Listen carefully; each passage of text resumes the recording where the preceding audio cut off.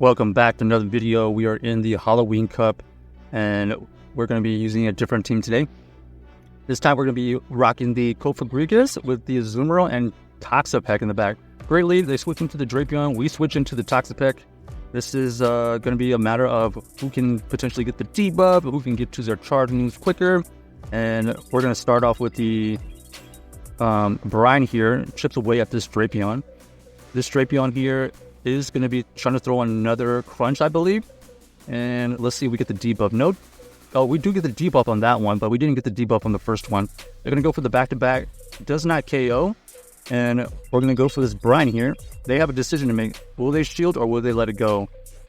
The fact that they shield it means that they're either trying to win this switch. So we're going to throw another Brine. They do, in fact, a double shield. We're not going to allow them to farm us down, so we're going to switch into the Cofagrigus as our opponent here reveals that they have a Mandibuzz in the back. So this is a terrible situation for this Cofagrigus, but surprisingly enough, look at this damage by these Shadow Balls. For a Pokemon being super hard countered for the charge moves, we did roughly 60-70%. That is really good. So 2 shields with the Azumarill, will it be enough to take down our opponent? We have to let this go. And right now we're gauging how much damage these are doing. And I don't know, that's doing about like 5 to 7%. Look at all this energy that this Mandibuzz has. It's able to throw 3 arrow aces, gets us close to 50%. Now they're going to be able to get to the 50% here. And now we know that they have no energy. So we're going to throw this Ice Beam here. It does take it out. Our opponent ends up revealing that they have the Toxicroak, but they switch out into the Drapion to try to potentially catch a move, I guess. So we have to shield that to keep this Azumarill's health alive. And then we are able to get to a Ice Beam right here to KO the Toxicroak. So GG's to our opponent right there. Azumarill, 2 shields ended up being too much for our opponent right there. Even though our Cofagrigus did face up against that Mandibuzz, which basically has no good charge moves against it. Here we have a switch into the Zweilous. Looks like they reveal that they have the Frostlass and Zweilous combo right now. They're going to go for these body slams. And here we try to throw a Ice Beam here. We're going to throw this Ice Beam to not KO, but we are going to get it low enough, I think. So we got to keep in mind, we want this Azumarill to be healthy enough so it can survive whatever. But also we are trying to get this Azumarill low so we don't get farmed down. Our opponent ends up coming back in with the Frostlass, but luckily we had so much energy, we were able to throw this Playra back at this Frostlass. Right now, they're looking for a huge farm down. They snipe us. So that's a pretty good play by my opponent right there. Here, we are forcing them to go for Earth Power. We are able to tank it. And I believe the idea now is to get off this Brine. We do get the first shield. And we're going to force them to use another Earth Power. This has to be Earth Power or it doesn't KO. They perfectly time it. And here, we're going to be able to throw this Psychic here to force out a shield or the KO. We do get the shield, and our opponent is going to be having to use a move. It ends up being the Poison Fang right there. The Poison Fang only debuffs us, so we do shield this process. This process has enough energy for 2 avalanches, unfortunately. So this Cofagrigus goes down, and GG's to our opponent. Well played by them. I guess we should have not allowed that Azumarill to get farmed like that. That was actually really tragic. Here we go again. Zweilous coming back in.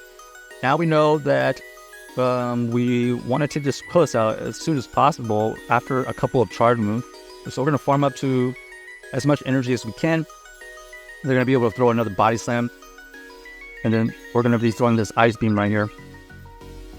This Ice Beam doesn't KO, but we do walk this Azumarill kind of low.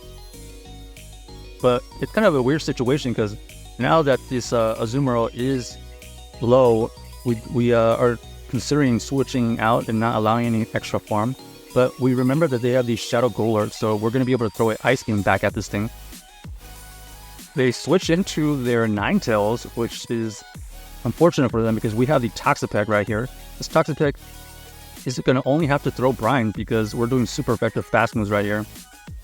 It was running the Charm, so it takes them a while to get to their moves. It was a Side Shock. Unfortunately for them, the Side Shock does not KO. We are able to get to another Brine here. And this is all but GG's because they're going to let it go. And we do still have a Cofagrigus with 2 shields. And all we have to do is just shield here to win the game. They go for the Earth Power right there. But unfortunately, no more health. So GG's to our opponents. Cofagrigus protecting the 2 water types. You can consider it ABB team. But honestly, we're just trying to see if the lead right here is a neutral or unfavorable matchup, and Azumarill is kind of like gonna be our closer actually. So Toxapex, we switch in, and then we are going to be able to throw these brines at this Wormadam. Even though this Wormadam is going to be chunking away with their fast moves, these brines actually are kind of adding up. Watch how close and watch how much damage these brines are doing. So we are not able to get to another brine right here. We have to invest a shield just to get to this brine. This brine here does not. Oh, we do get a shield. So that was a potential worth shield. Our opponent switches into their Gramble. We swap out into the Azumarill. We tank the Crunch. We're gonna go for the farm down here, which is exactly what happens. Luckily, we get a ton of energy with that. We know that they still have that Wormadam, so we're going to throw this Ice Beam as soon as possible. They actually had a move still, and looks like this Iron Hand is going to get through. We decided to let it go. We're going to hope that...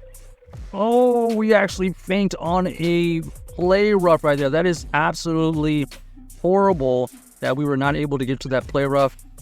That was a lot of damage and a lot of energy gone.